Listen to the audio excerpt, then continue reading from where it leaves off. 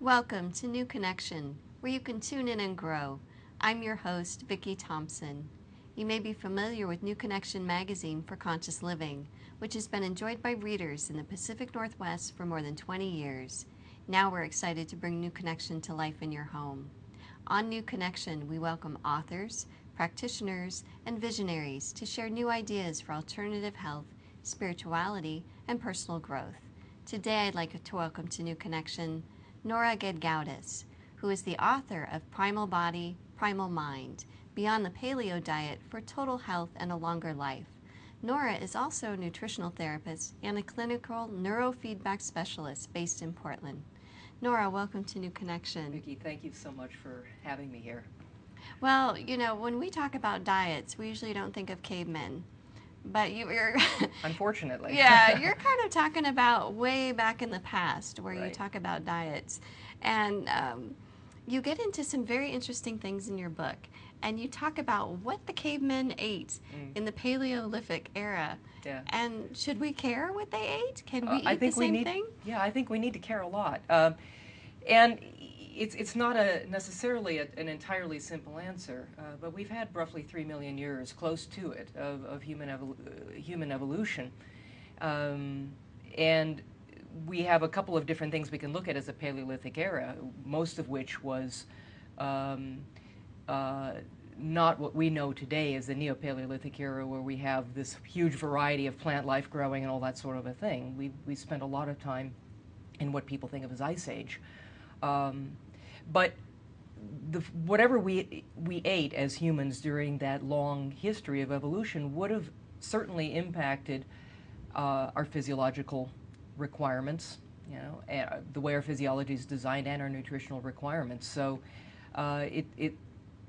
it's a starting place to look at how humans have lived for the duration of our evolutionary history through the vast majority of it, which is fundamentally as hunter-gatherers. Have we changed? Has our physiological makeup really changed that much from that time and how we process? No, we're 99.999% exactly the same as we were before the dawn of agriculture. And the last 10,000 years or so have just been a blink in an eye of our own evolutionary history. So we're actually rather ill-adapted to a diet that is agriculturally based. In other words, based in things like grains, which is what most people base their diets in today. We're not very well designed for that. So you found through your research that carbohydrates obviously were not a big part of the caveman diet. Do carbs help or hurt us? Well, again, it depends on what you're talking about when you talk about carbohydrates. What I'm referring to when I talk about the deleterious effects of carbohydrates are sugars and starches. But carbohydrates also include things like fibers, vegetables, and greens and things like that I think we actually do all right with. It's just very hard for us as humans to base our diet in a fibrous, vegetable, and green kind of diet because we're not herbivores. We don't have a bacterially based digestive system. We have a hydrochloric acid based digestive system. So we're ideally suited to an animal-based food type diet. And substances like protein and fat to us on a physiologic level mean survival. So we're acutely dependent on those foods for our nutritional needs. And I think that plant-based foods are probably more important to us in some ways now than they ever were before, just simply because there's such a rich source of phytonutrients and antioxidants which can help offset what is anything but a natural part of our physiological history, which are pesticides and pollutants and all kinds of things that we're dealing with now is a rather unnatural onslaught in modern life. So in your book, it's not a diet book. It's not something No. you would pick up and say, oh, I'm going to do the caveman diet. Right. It's a book that you would pick up and read tons of details, tons of research around how does our body process food, what works well for us. And so fat often gets a bad rap. It gets a very bad rap, yeah. But not in your book. So can you tell us what are the benefits of fat and what type of fat are we talking about? Well, again, yeah, fat gets sort of lumped together as being one thing, and it's not one thing. It is many things. There are many different varieties of fats that play extremely different roles in our health, and some are natural. The natural fats all, I think, have a beneficial role to play in some manner, shape, or form. What we want to, of course, avoid are the unnatural fats or rancid fats, either the artificially created trans fats, which are also known as hydrogenated or partially hydrogenated oils. And we also want to avoid things that are overly processed, as in a lot of the vegetable oils and things like that, which are a really new addition to the human diet, or fats that have become rancid, either through frying or just sitting around too long. Those fats definitely do not do good things for us. But anything that is a natural fat that would appear otherwise in nature, has a role to play in human health. This includes saturated fats, which are also overly generalized. There are many different varieties of saturated fats. Some are short and medium chain that we actually burn preferentially for energy, that have roles to play in supporting our immune function, even some glandular function, and medium chain triglycerides seem to be able to help support thyroid functioning for that, for instance, that sort of thing. And then we have longer chain fats, longer chain saturated fats, which have other roles to play. Actually, the most saturated fat there is, which is called 18-carbon stearic acid, is actually the preferred fuel for the heart, for the human heart, as well as liver and kidneys and that sort of thing. So what food are we talking about when we're talking about the long chain fat? What would that be? Well, that would be more of a, you would think of it as a form of saturated fat. Mm-hmm. Well, but olive oil is also a long chain fat. It's just a monounsaturated long chain fat. The longer the chains, the more difficult they are to break down and use as energy. They may be used for a whole variety of things, though. Supporting our cellular membranes, supporting the structural integrity of our cellular membranes, which cholesterol plays a role in as well. Half the amount of fat in the human brain is saturated. One of the reasons that the primary form of storage fat in the human body is saturated is that, guess what, we're not refrigerated. And with all the talk about antioxidants, little consideration seems to be given to the fact that saturated fats by their very nature are resistant to oxidation. So they don't break down and become rancid as easily. They also help to support the utilization of the polyunsaturated fats we think of as good. So like omega-3s and certain omega-6s that are essential to our well-being. Saturated fats help protect and help transport and help us utilize those more effectively. There are disaturate molecules that actually form lining of our lung tissue, the surfactant of our lung tissue, that help protect our lungs from damage due to oxidation. So, and we want lung surfactant to be based on saturated fat. We don't want that to be based on polyunsaturates or, heaven forbid, trans fats.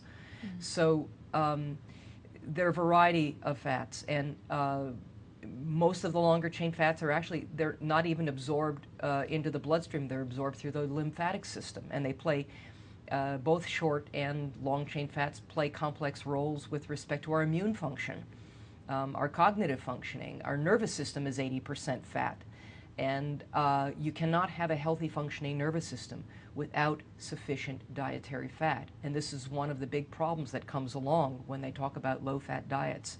They do, and low cholesterol diets. They do not support healthy cognitive, mental, emotional functioning at all. So if we're looking to get natural fats, so what you're talking about are natural fats. Yes. They're not the man-made trans fats in our diet. What sort of foods would we want to eat to get natural fat? Well, naturally occurring fats, of course, are going to occur in meats and fish and eggs and things of that nature. We also see them in nuts and seeds, and there are some traditional oils like coconut oil and olive oil and things like that that have been used for quite some time, that we know have to be reasonably beneficial. Actually, with olive oil, it's not that olive oil is so great for you, it's kind of how bad it's not. Olive oil is sort of neutral in the equation, but it's fine. And in fact, when you look at a piece of meat, say you have a piece of steak on your plate, more than half of the fat in that steak, people think, oh, that's all saturated fat. More than half of it is actually unsaturated fat, is monounsaturated, just like olive oil. It's just that there's a higher percentage of saturates in there, both, short, medium, long chain fats. And also, if you happen to get that piece of meat from an animal that was fed a diet that was natural to that animal, in other words, a grass-fed animal, you'll have actually a good amount of omega-3s. In fact, if you have a grass-fed steak in front of you, you may have more omega-3s per gram than you would in a piece of wild-caught salmon, for instance.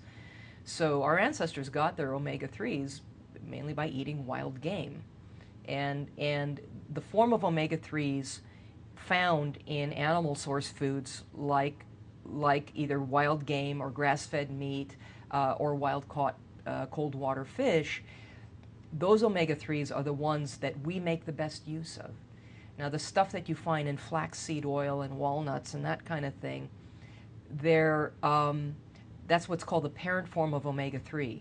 In theory, we should be able to go through a conversion process and make use of that eventually as EPA and DHA. But in reality, humans are actually not very well designed to make ideal use of those fats. We're lucky to actually have a conversion of maybe 3 to 5% of that, what's called alpha-linolenic acid, that parent form omega-3 that you find in plants. Maybe 3 to 5% of it will convert to EPA, maybe none of it to DHA, which is the brain form of omega-3. And some people, if you happen to be of Northern European, Celtic descent, native descent, you will probably lack the enzymes necessary internally in order to make that conversion at all. So there are certain people that, because of their ancestral diets, their distant ancestral diets, they're genetically adapted to depending upon omega-3s from animal sources. Trying to be a vegetarian and depend on flax oil for your primary omega-3s can be extremely problematic. So it sounds, you talk about, so we, as our, ancestors and their dietary system was created, that carbohydrates, and we're talking about sugars and starches, and other things like that, are something that we don't naturally process well. Well, our ancient ancestors never really had an emergency need to lower blood sugar. You know what I mean? When you consider that we're really creatures of the Ice Age in terms of our physiological makeup, we've spent most of our history, if you look at the history of ice ages for the last 500,000 years or so, there's something called the Milankovitch cycle. Any climatologist or geologist can, they all accept, yes, this is accepted, understanding. We've really only spent a minute amount of that time period in temperate, during our evolution, during temperate periods where plant life would have flourished over most of the planet.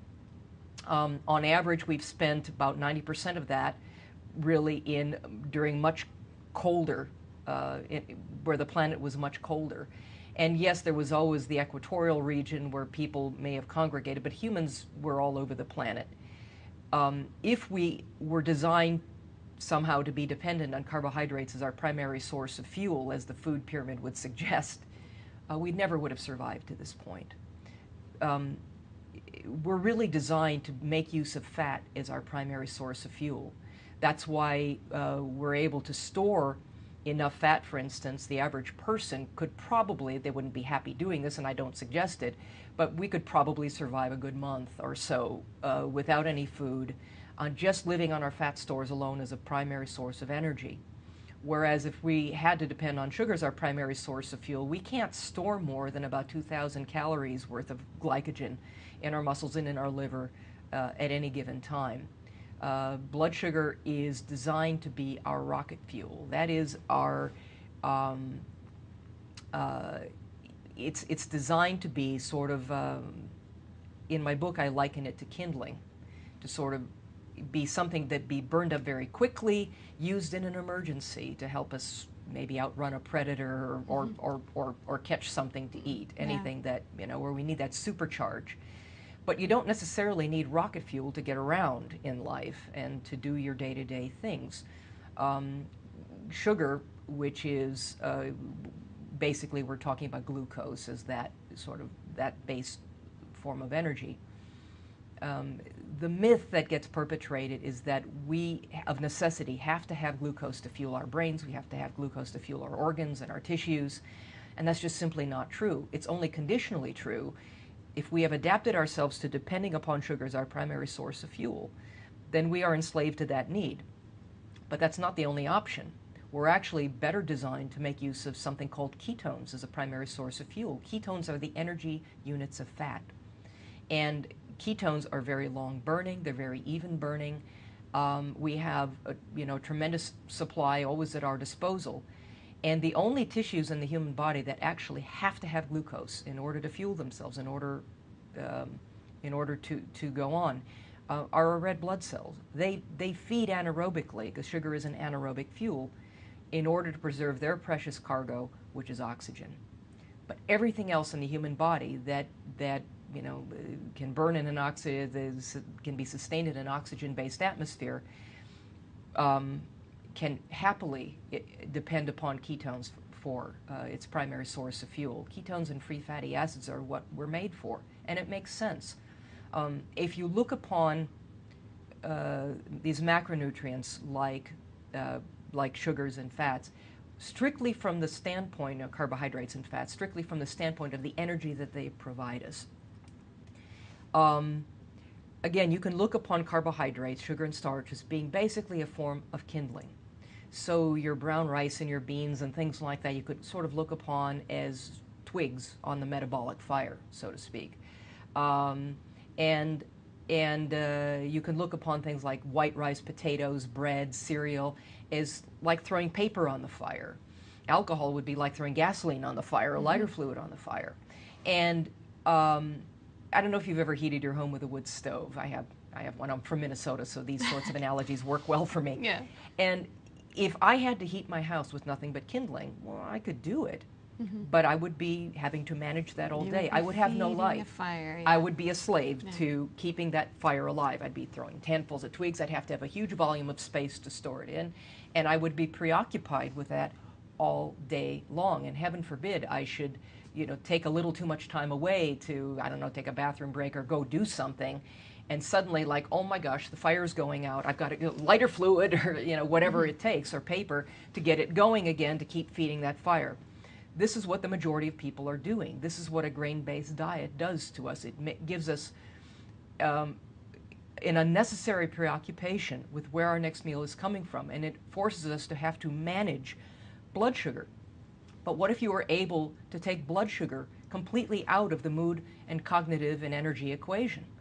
And instead, now you have a big log to put on the fire, which would be dietary fat, and also the fat that we have stored in our bodies.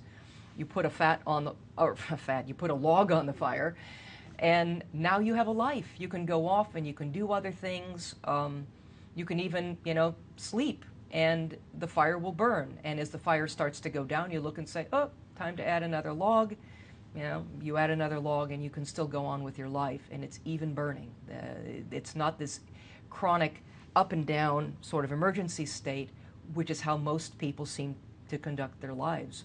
We're not designed for this. Unfortunately, most people today seem to be, especially in the stressful world and fast-paced world we live in, they're managing their blood sugar states with their adrenals, because our adrenals are actually designed to increase blood sugar when it gets too low, when it plummets. You eat a meal you have like a bagel and a cup of coffee first thing in the morning and some orange juice, your blood sugar shoots up. Insulin, which only is able to sort of generally manage blood sugar. That's not its really main biological role, but it can take over this sort of in a crude way. And insulin will take the sugar out of your bloodstream because it's an emergency when there's too much sugar in there. Sugar is very damaging to the system, creates a lot of free radical activity. And now your blood sugar plummets down because insulin has been released. And if it plummets too quickly, the other hormones like glucagon that are sort of designed to gently manage blood sugar aren't able to do so, and our adrenals have to fire. And now we have adrenaline and cortisol driving our blood sugar back up, giving us cravings, making us feel anxious, making us feel irritable, making us maybe feel a little hyperactive or jittery or whatever else people feel. And on the way down, people might feel fatigued or brain fogged.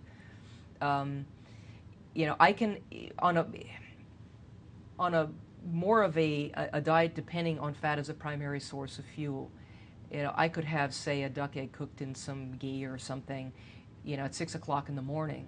And if I haven't eaten anything by 1 in the afternoon, I'll probably be a little hungry, which is normal. Hunger is a normal signal.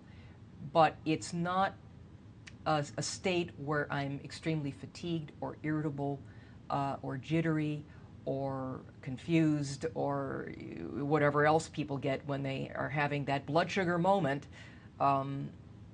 And I can eat a meal, and I'm not hungry anymore, but I'm not more energized or more fatigued after that meal than I was beforehand, and that's the way it's supposed to be. So if you're talking about like a duck egg or a, you know, or a chicken egg, yeah, you know, something. I say duck because I can't eat chicken eggs. Okay, so duck or chicken. Yeah. In the morning, an egg, so you can have an egg, and then you're getting hungry around lunch. So for part of this plan to work, is it basically having a little bit of natural fat at every meal? Yes. What are the guidelines? Are there any rice? Is there any pasta? Right. Is there any carbohydrate in that diet as well? Well, okay, so my book, you know, the subtitle of my book is Beyond the Paleo Diet for Total Health and a Longer Life. I see the Paleolithic concept as a starting place. It makes sense to me to start with the kinds of foods that we have eaten for most of our evolutionary history, that would have established our nutritional requirements, the way our physiology works, everything else. We start there. Now, our ancestors would have, they were omnivores, they would have eaten anything. They weren't necessarily selecting food with the idea of living the healthiest and longest possible life. They were concerned with survival, and they were on a feast or famine, in a feast or famine sort of psychological state at all times, as all wild things are. And it makes sense. You don't know where the next meal is coming from, so of course you're going to eat all you can. Now, you know, I don't know that we always had the ability to eat slabs and slabs of meat the way some paleo pundits would promote, because anytime we killed anything, we had to divide it amongst our family members or the tribal group or whatever, and we may not have gotten very much in a meal, but we would have always, you know, certainly sought out those more nutrient-dense foods. There's no question. If you've ever spent any time, you know, hiking in the wild or whatever else, you understand fairly quickly that you can't sustain yourself munching on leaves and berries for very long. You really do need these extremely nutrient-dense foods, and that's what we would have pursued. But then again, we would have eaten just about anything, and we did eat just about anything. So for you, in helping to manage your diet, you go for a little protein, natural fat in the morning, lunch, and dinner. So do you include it at each meal as a way to kind of keep that balance? Yeah. Well, what I sought to do with my book was also look at modern human longevity research and see how we can take those basic concepts, those basic principles, and apply them in a way that is in alignment with what they're finding now with modern longevity research. And it turns out that the single most notable factor in individuals who are the longest lived, and this is in everything from yeast to primates, including us, is low insulin levels. Okay, and so anything that stimulates insulin secretion is probably something we want to avoid as much as possible. We want to minimize our need for insulin. The food that is most likely to provoke insulin response is sugar and starch. So to me, it's a no-brainer. Eliminate those to the extent possible. So even though our Neo-Paleolithic ancestors would have maybe reached for the occasional starchy root or tuber or something like that when they could cook it well, because a lot of these foods are also really rather toxic in the wild. Really only relatively recently have we adapted the use of fire to cooking methods to really be able to make the best use of plant foods. But what I present in my book is a way of optimizing these nutrient ratios to maximize your health and longevity. So here's the basic formula. Minimizing to the extent possible or eliminating sugar and starch from the diet. The occasional handful of berries and whatever else, I see there are a lot of nutrients, phytonutrients in berries and things that I think are quite beneficial, and so a little of that is okay, but we really want to limit the consumption even of fruit and moderate our protein intake. It turns out that there are metabolic pathways that we activate if we overconsume protein that aren't necessarily in our best interest to do. By not activating those metabolic pathways, in other words, by eating just enough protein to meet your metabolic needs, to meet the needs of restructuring, rebuilding your body, to supplying whatever you need for all of that. We don't need more than maybe 6 or 7 ounces of meat or fish or eggs or whatever a day to meet that requirement. And so by limiting it to that, and by limiting it to that, what we're maximizing is our longevity and lifespan. Because what kicks in is our body's own repair mechanisms kick in a way to help regenerate and preserve us. Which is wonderful to do for us. So yes, I really appreciate all that you've shared today about absolutely. the primal diet and learning about what the caveman has eaten. So thank you so much, Nora. You're so very welcome. Thank you for having me. You can learn more about nutrition at our website at newconnectionjournal.com. Join us next time on New Connection, where you can tune in and grow.